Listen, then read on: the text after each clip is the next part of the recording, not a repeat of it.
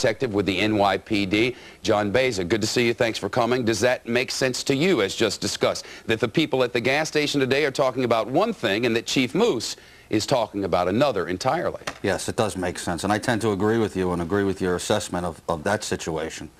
I think that we don't know enough right now, and it doesn't seem to me that those two suspects had anything to do with the serial shootings in D.C. And, you know, for what it's worth, says our correspondent Catherine Herridge, who is messaging me through our internal computers down there, it's certainly a possibility that these two people could have been, not saying that they are, but could have been some sort of conduit. But most striking to me is the fact that the investigators on the sniper situation have in no way tied what happened at this now shrink-wrapped phone booth into what happened in Southern Virginia on Saturday night. In absolutely no way. And for us to draw some sort of connection between the two, aside from the obvious similarities that we can show and allow people to decide, but to draw any other connection between the two would just be a horrible error. I would agree with you there. Right now, police are having a dialogue, or they say they are, with this sniper. The sniper said Chief Moose left a message of some kind, we don't know what kind, except that it contained a phone number of sorts on Saturday night.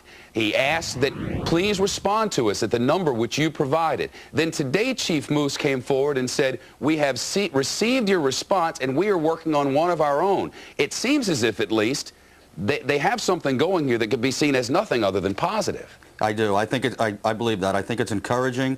I think that anytime you're in communications with an offender, they're going to leave evidence. They're going to leave more tracks, if you will, and that allows the police to chase them down and find out who they are. But I don't believe for a minute that this offender is going to turn himself in through any communication with the police. You're quoted as saying that you're frustrated, or you believe that police have not done enough quickly enough. How so? Well, I think what they need to do here is take the handwriting that they have on the tarot card, take the handwriting, if they can, from this note, if there is handwriting. Yeah, we don't even know if there was handwriting on the first either. It could have been a videotape for all I know. It very well could have been, but if they have that, okay, they need to get that out there because it points to an individual suspect. The only other thing we have here is we have an investigative track on an automobile, whether it be a van or what have you. They need to start checking parking tickets, speeding tickets on the dates in question. A lot to be done. More than 1,000 of them involved. Thanks very much for being here. Here with more Peter Gagliardi.